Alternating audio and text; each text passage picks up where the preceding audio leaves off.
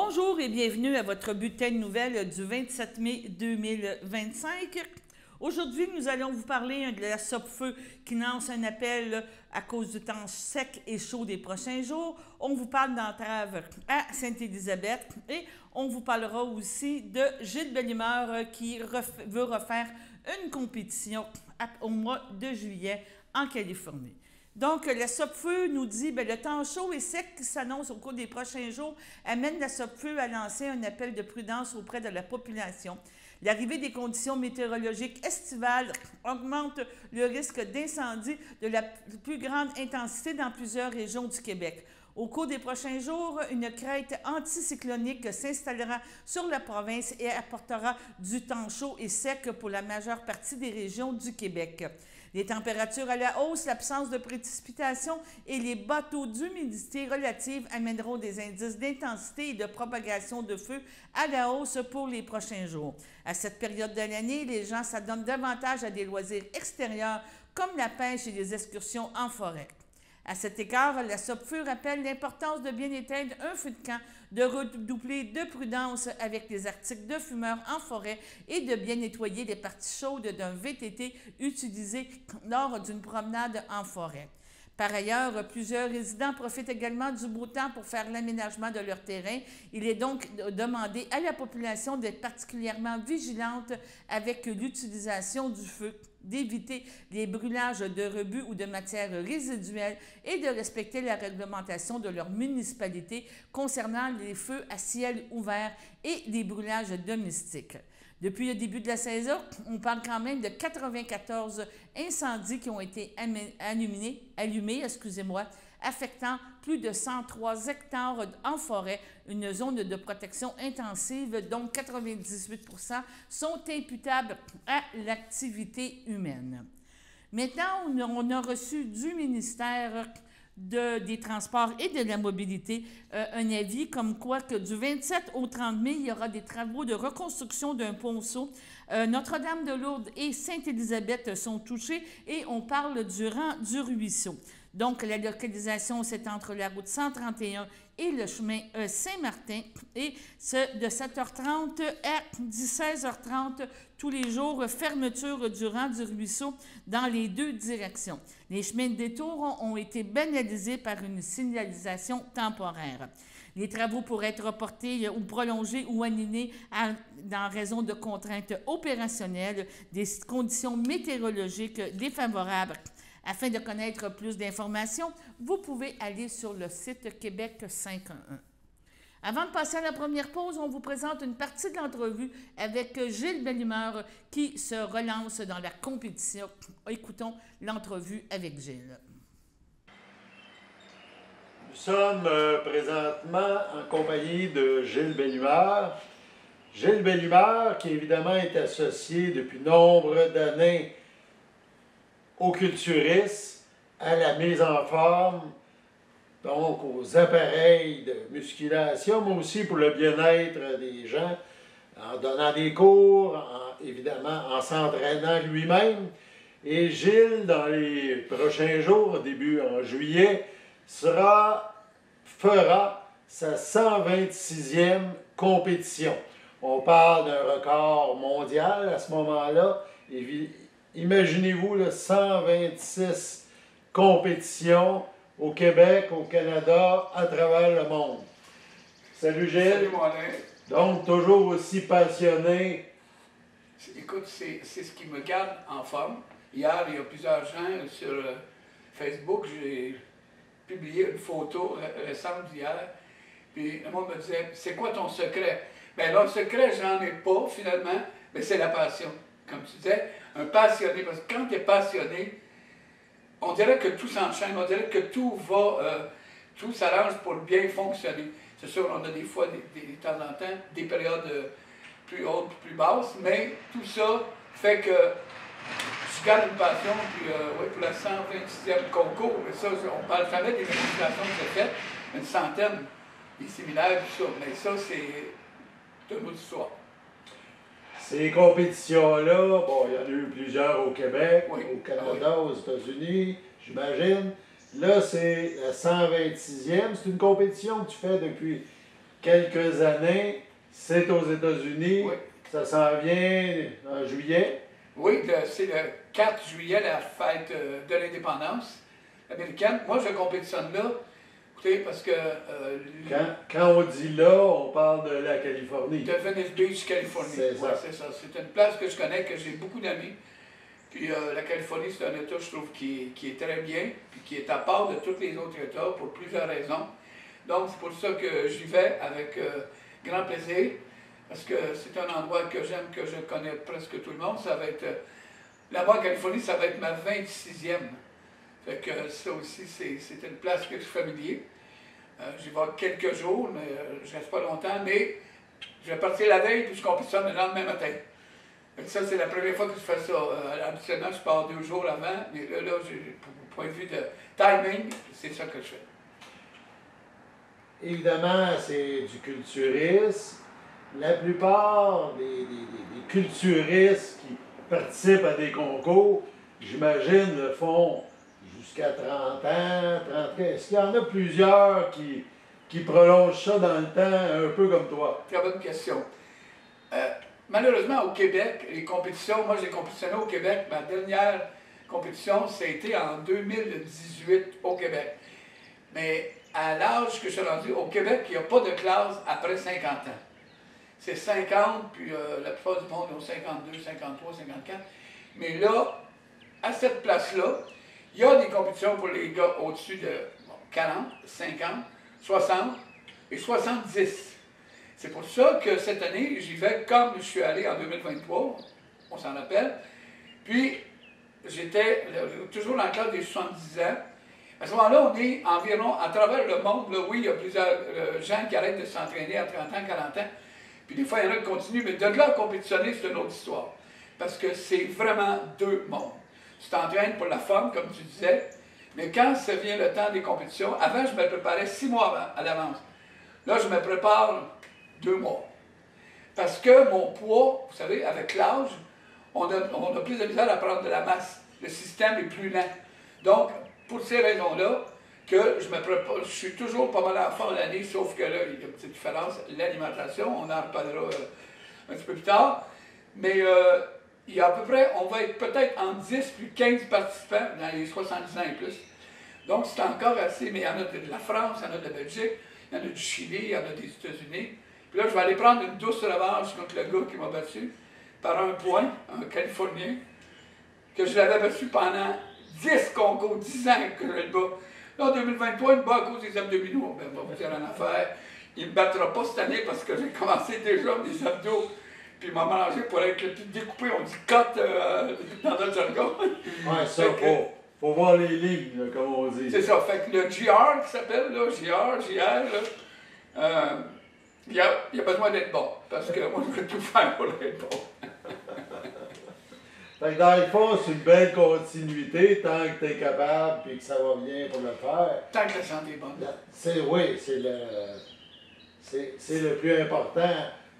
Peu importe le domaine, mais dans ce domaine-là où il faut que tu t'entraînes physiquement, il faut que le corps réponde. Oui, c'est en plein ça, Alain. Puis surtout que, je veux dire ça, c'est important, c'est les concours naturels.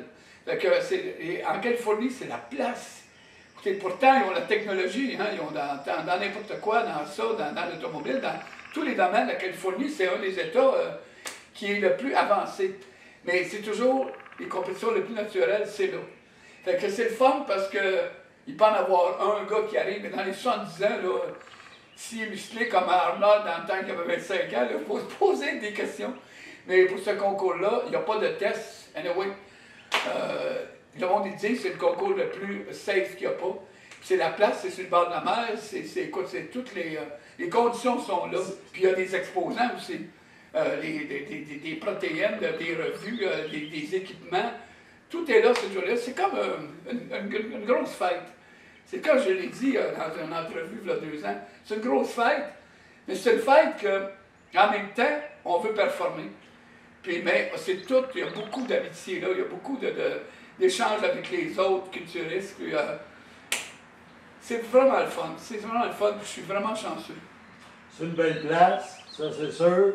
Puis, tous ceux qui sont là, qui participent, c'est évidemment des passionnés. C'est un regroupement de gens là, qui ont ça à cœur. Un peu comme dans plusieurs réunions d'un sport ou telle organisation, c'est des gens qui se regroupent, qui font tout, qui ont la même passion, qui ont le même but. Puis il y a des femmes maintenant, il y a la catégorie des anges. Ça, c'est spécial, rien que là qu'il y a ça. Les filles sont en bikini, mais ils ont des ailes. Ils appellent ça les Angel Fitness. Ils déploient leurs ailes, finalement. C'est vraiment typique. Il faut y avoir été où... Mais là, vous allez avoir l'opportunité de voir cette compétition-là. On en reparlera aussi. On va avoir des images. Oui, vous allez avoir des images en direct. Ouais. Ouais, vous allez avoir ça. Puis j'ai bien hâte de commencer ça. Mais, pour se rendre là... Évidemment, tantôt on l'a dit, il y a la nourriture, on va en reparler, mais il y a, évidemment, on cible des exercices. Là, tantôt, tu as parlé des abdomens. C'est ça, les abdominaux, parce que améliorer ce secteur-là. Pendant 14 ans, je n'ai pas fait aucun abdominaux avant d'aller d'un concours. Qu'est-ce que je faisais? J'ai déjà parlé dans mes émissions en forme dans la belle humeur, là, les exercices respiratoires pour ceux qui ont du ventre, mais qui veulent le perdre. C'est pas, je vous l'ai dit, je le répète, c'est pas en faisant des sit-ups, des crunchs ou des centaines. C'est 80% de la bouffe en premier, après ça, les exercices respiratoires. Fait que moi, je faisais ça dans mon lit, à chaque fois que je me couche, j'expire puis je garde la respiration 5 secondes. 5 fois. Et après ça, je fais ma fameuse pause monde, je ne sais pas si tu t'en rappelles, comme ça. Je contracte tous les muscles. Tu es à côté de ton lit, puis là, tu pèses, puis à un moment donné, tu tombes mort. Après, ça dort bien. Puis j'ai rajouté la planche. Je ne sais pas si ça dit quelque chose, la planche. Tu es sur les avant-bras, puis tu restes comme ça. Il ne faut pas que les fesses soient trop hautes. Mais ça, je vous conseille de faire ça, la planche, 1 minute à tous les soirs. Moi, je le fais sur le matelas parce que c'est moins dur. Mais c'est ça. Fait que c'est des petites choses, évidemment, que tu as développées au fil des années. Pour adapter aussi à l'âge que tu as aujourd'hui. Justement, oui, c'est ça. Parce qu'il ne faut pas non plus faire de quoi comme si on avait 25 ans. Non. Puis se blesser aussi. Là. Justement, c'est ça. C'est des blessures qui... vois-tu, là, 2-3 jours, je me suis fait une tendinite. Écoute, je n'étais pas capable de lever mon bras plus que ça. Mais je connais des trucs pour ça. Je connais des trucs. Moi-même, je me guéris seul maintenant, après avoir été longtemps chez... On appelle ça un ramasseur. Et longtemps, mais je suis capable de le faire tout seul. Mais avec ça, ça prend un peu d'aide médicale, des Advil, des choses comme ça. Puis, mais en tout cas, à part des blessures, là, à part de ça, je suis correct, j'ai pas mal d'autres jours. Surtout un entraîneur me demandait, j'ai là-dessus des articulations. C'est ça qui est la clé. Quand tu as pas mal aux articulations, tu peux faire des jambes, tu peux faire de tout. Tu sais. Moi, je ne fais pas de course, mais je donne des cours de step, là, puis je donne des cours aérobie, là. Fait que ça, moi, c'est mon cardio que je fais. C'est sûr, si les articulations ont des problèmes, c'est difficile pour ces départements-là qui sont nécessaires quand tu t'entraînes. Les coudes, les poignets, les genoux, les joints de pauvre. C'est ça. Donc, merci beaucoup pour l'entrevue. La suite sera présentée dans les prochains jours. Allons maintenant à la première pause. Votre station de télévision de Berthierville vous invite cordialement à son bingo hebdomadaire télédiffusé tous les samedis matins dès 9h30. Depuis longtemps, les fans de CTRB se divisent le joyeux montant de 600 $ chaque semaine à cette joute de bingo. N'oublions pas non plus le super bingo mensuel d'une cagnotte de 2000 $ que vous pourriez vous partager chaque premier samedi du mois. Un moment de fébrilité qui pourrait devenir payant pour plusieurs d'entre vous. Pour vous procurer ces fameuses cartes de jeu, les dépositaires participants sont à Berthierville, le dépanneur Formule 1, la station-service Armois sur le boulevard Gilles Villeneuve, le marché IGA Extra Famille Mont-d'Or sur la rue Gabrielle Brissette, le marché Métro Boucher sur la rue Notre-Dame et la pharmacie Proxime sur la rue Frontenac. À Saint-Ignace de Loyola, le dépanneur Proxy sur la rue de la Traverse, la boucherie Aldo sur le rang Saint-Michel. C'est donc un rendez-vous hebdomadaire chaque samedi matin à 9h30 sur les ondes de CTRV, votre télévision locale et régionale, celle-ci toujours en haute définition. Toute l'équipe de CTRV vous remercie de votre fidélité et vous souhaite bonne chance.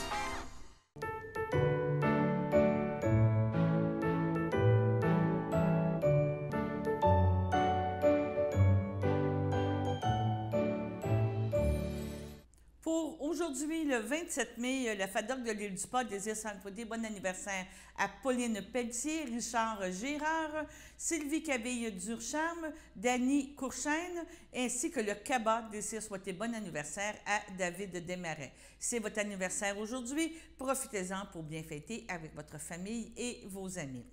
On vous présente en deuxième partie la suite de l'entrevue avec Caroline Ouellette, présidente de Pratique, qui s'est mérité le prix Excelsior dans la catégorie CNE-SST Prévention, donc lors de cette activité au début du mois de mai. Écoutons la suite de l'entrevue.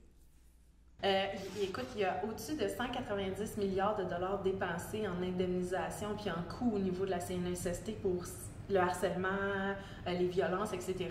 C'est énorme la quantité d'argent qui est dans ce domaine-là. Et on a une obligation de sensibiliser aussi les gens au harcèlement, au conflit et tout ça. Et là, moi, je me disais... comment... Les gens, autant employeurs qu'employés, oui, exactement. les deux bords. Mais je me disais, comment faire autrement? Comment rendre ça plus concret, ce que les gens peuvent vivre comme situation là-dedans? Et là, j'ai fait, je pense qu'on pourrait le faire en réalité virtuelle. Tu sais, au lieu de faire une formation standard en santé sécurité ou d'autres choses, j'ai dit, ça, je pense que c'est une thématique qu'on n'a pas explorée encore là-dessus. Puis on a décidé de le faire pour le harcèlement à caractère sexuel, la violence puis les conflits.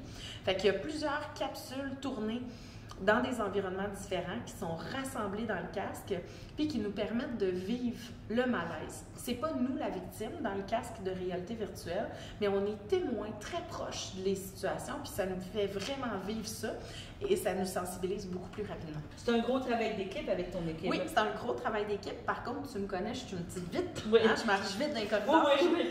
Fait que ça nous a pris 3 mois. Fait qu'à partir du moment où on a décidé qu'on a commencé à créer les scénarios, qu'on est allé chercher des spécialistes dans ce type de tournage-là, puis qu'on a tourné. Puis, on a eu la chance, avec l'organisation de l'équipe, d'être capable de tout tourner en une journée, ce qui est extraordinaire, parce que ça aurait pu prendre 2-3 jours de tournage. Fait qu'on a fait ça en 3 mois. On a eu la chance de l'amener dans des salons, fait que les gens l'ont expérimenté, puis ils nous confirment que ça donne vraiment l'effet qu'on voulait. Okay. Dans ce contexte-là, souvent, c'est l'employeur qui va, au lieu de prendre une formation ordinaire où tout le monde est assis dans une salle puis qu'on parle d'harcèlement... Il faut dire quand même qu'après 10 minutes... moins dynamique, là. Donc, les employeurs vont prendre ça pour pouvoir former leurs employés. Puis l'autre chose, c'est qu'on peut le faire quelques employés à la fois, fait que ça n'arrête pas la production. Okay. Parce qu'on peut prendre 30 minutes, parce que c'est environ 30 minutes que ça dure, puis en faire plusieurs par jour, mais sans nuire aux opérations. Okay. Fait que ça, c'est le fun comparativement à une formation standard où toute la gang arrive dans la salle, on arrête la production. Mais c'est toi qui arrives comme implanté ou l'employeur achète comme une licence? On a plusieurs options. On a l'option de louer le casque pour une semaine ou pour un mois. Fait qu'à ce moment-là, on va le porter, on forme la personne, puis elle peut le garder toute la semaine, former son monde à son rythme, puis après ça, on le retransporte.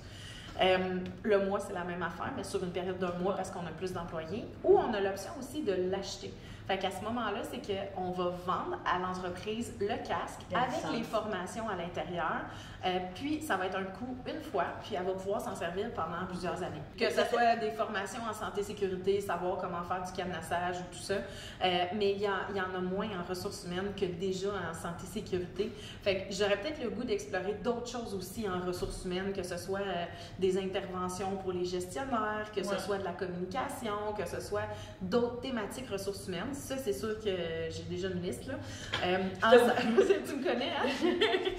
Mais en santé-sécurité, oui, aussi, c'est pertinent de plein de façons. Puis, on voit aussi beaucoup des visites d'usines qui sont très sécuritaires, puis qu'il y a beaucoup de protocoles pour avoir accès. Mais on peut aussi, à l'intérieur du casque, s'en servir pour montrer à un nouvel employé. C'est ça, formation, intégration. sans être obligé de l'amener réellement là-bas, puis on entend mieux parce que les machines sont pas là. Fait qu'il y a, c'est immense la quantité de choses qu'on peut faire avec ça, puis ben nous, on développe l'expertise d'aider l'employeur à soit créer pour lui son contenu ou nous-mêmes, on va continuer à en créer. Je vais te féliciter parce que c'est un contenu original. J'ai été pendant une année à traîner dans mon agenda le mot mercurial, puis à me dire, il faudrait bien que je regarde, c'est quoi ce concours-là? Puis, 3 mois avant, je commence à regarder plus intensément, puis à me dire, là, il faudrait peut-être que je l'ouvre dans mon calendrier, ce mot-là. Je l'ouvre, je lis, et là, c'est la belle description. J'apprends qu'il me reste 2 semaines, et c'est beaucoup de choses à remplir. Mais c'est ça, je t'ai pas dit. Dans ces cas-là, tu as quand même un dossier de présentation. Tu n'arrives pas à dire, voici mon nom, voici ça. C'est tout un dossier. Tu parles de l'entreprise, de tout. Puis en lisant les catégories, ben là, j'ai tout de suite vu que le casque de réalité virtuelle concordait avec la catégorie de la CNESST. Fait que j'appelle Hélène, ma collègue, puis là, j'ai dit, là, Hélène, il faut qu'on trouve une façon de s'inscrire.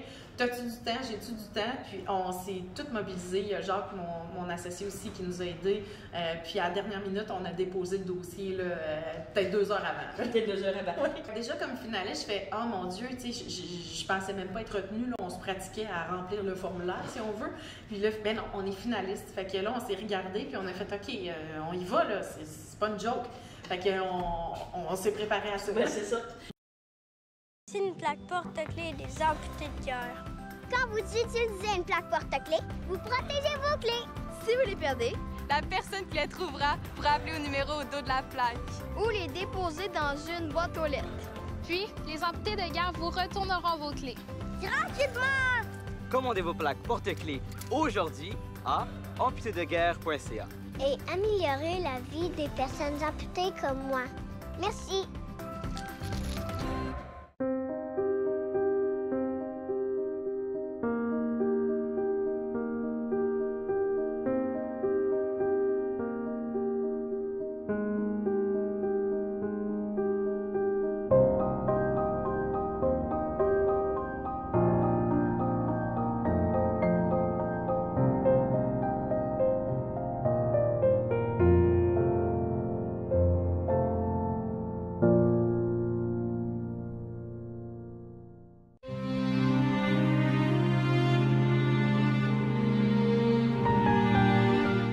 À l'hôpital de Louisville, le 1er mai, à l'âge de 91 ans, est décédé M. Claude Pagé, époux de Marielle Comartin, fils de feu Alfred Pagé et de feu Antoinette Piette, demeurant à Louisville et natif de Sainte-Geneviève-de-Berthier. Il laisse dans le deuil, outre son épouse, ses fils Mario, Régent, Monique de Caroufel, ses petits-enfants, Joël, Jérémy, Justin Pagé-Coussette, Marie-Ève Brousseau, sa sœur, frère, beau-frère et belle-sœur, Lucette Pagé, feu Jean-Paul Ducharme, Jacques Pagé, feu Pierrette Lambert, feu Ninon Pagé, feu Léo Soulière, Alec Pagé, Louise Zampini, Muriel Soulière, feu André Pagé, Normand Chaput, feu Solange Pagé, feu René Comartin, feu Marielle Saint-Antoine, Nicole Comartin, Viateur Dumontier, Régent Comartin, Claudette Genet, Maurice Comartin, Francine Roy, Denis Comartin, Diane Allary, Germaine Comartin, Lorraine Comartin, René Lacharité, Lise Comartin, feu Alain Massé et son conjoint maintenant, Jacques Paquet, feu Sylvie Comartin, Joanne Comartin, Gilles Dumontier, Lynne Comartin, Michel Valois, Yvan Massé, feu Rita Comartin et sa conjointe Linda Gauthier, Aline Gagnon, feu Luc Comartin, ainsi que plusieurs neveux, nièces, autres parents et amis. La famille vous accueillera le samedi 31 mai dès 10h30 au complexe funéraire Efterio de Berthierville. Suivra une liturgie à la chapelle du complexe le jour même à compter de 14h30. M. Pagé sera inhumé au cimetière de Berthierville le jour même. Au CHSLD de Chantaux, le 6 mai, à l'âge de 83 ans et 9 mois, est décédée Mme Micheline Chouinard, épouse de feu Réal Martineau, demeurant à Berthierville et autrefois de Saint-Félix-de-Valois et native de la Gaspésie. L'ayant précédé sa fille Linda, elle laisse dans le deuil 16 enfants, Marc Martineau, José Quirion, Liette Martineau, Jonathan Soulière, ses petits-enfants, Jeannette Michel Bigras, Steve Martineau, Jennifer Alex Martineau, Roxane Lecourt, Guillaume Lecourt, Caroline, Sarah-Rose Soulière, ses arrière-petits-enfants, ses frères, sœurs, beaux-frères et belles-sœurs qui l'ont précédé. Donc, on parle de Guy, Gaston, Claudette, Huguette, Françoise et Denise Chouinard, Monique, Nicole, Fernand Martineau, ainsi que plusieurs neveux, autres parents et amis. Vos témoignages de sympathie peuvent se traduire par des dons à la Fondation de l'Alzheimer. La famille vous accueillera le samedi 7 juin dès 13h au complexe funéraire Efterio de Berthierville. Suivra un hommage à la chapelle du complexe à compter de 15h. Madame Chouinard sera inhumée au cimetière Saint-François d'Assise de Montréal à une date ultérieure. Subitement en Jamaïque, le 23 janvier, à l'âge de 79 ans, est décédé M. François Barrette, époux de Monique Champagne, demeurant à Repentigny et natif de Berthierville. Il laisse dans le deuil son fils, Pierre-Olivier Barrette, Frédéric Proux-Modèle, ses petites filles, Rosalie et Clara, sa conjointe des 5 dernières années, Francine Ouellette, ses frères, sœurs, beaux-frères et belles-sœurs, Daniel Barrette, Joanne Dumais, Denise Barrette, Nicole Barrette, Michel Puffal, Guy Barrette, Francine Despetit, Christiane Barrette, Lorraine Haut-le-Feu, Luc Barrette, Denise Champagne, Feu Alain Bacon, Michel Champagne, Lucette Carpentier, François Champagne, Monique Riopel, Daniel Champagne, Rachel Lacourse, Jacinthe Champagne, Michel Brissette, ainsi que plusieurs neveux, nièces, autres parents et amis. La famille vous accueillera le 14 juin dès 10h30 au complexe funéraire Efterio de Berthierville. Suivra un hommage à la chapelle du complexe à compter de 15h. M. Barrette sera inhumé au cimetière de Berthierville le jour même. Au CHRDL de Saint-Charles-Borromée, le 20 mai, à l'âge de 99 ans, est décédée Mme Denise Brissette et fille de feu Edmond Brissette et de feu Marie-Bette Mercure demeurant à Berthierville.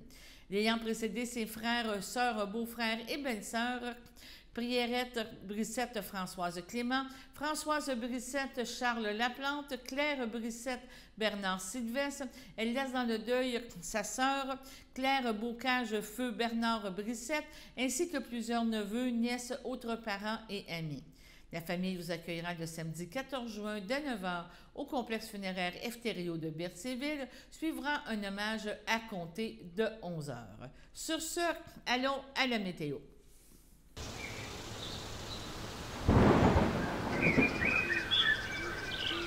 Bienvenue à votre météo de cette semaine. Aujourd'hui, mardi soir, ce sera ensoleillé avec passage nuageux. Une température de 19, un temps ressenti de 20. Mardi nuit, ce sera dégagé. Une température de 8, un temps ressenti de 7. Mercredi matin, ce sera ensoleillé. Une température de 13, un temps ressenti de 13. Mercredi après-midi, ce sera généralement ensoleillé. Une température de 25, un temps ressenti de 27. Mercredi soir, ce sera ensoleillé avec passage nuageux. Une température de 20, un temps ressenti de 21. Mercredi nuit, ce sera des risques d'averses. Une température de 12, un temps ressenti de 11. Moins de 1 mm de pluie. Et voilà, c'était tout pour votre météo.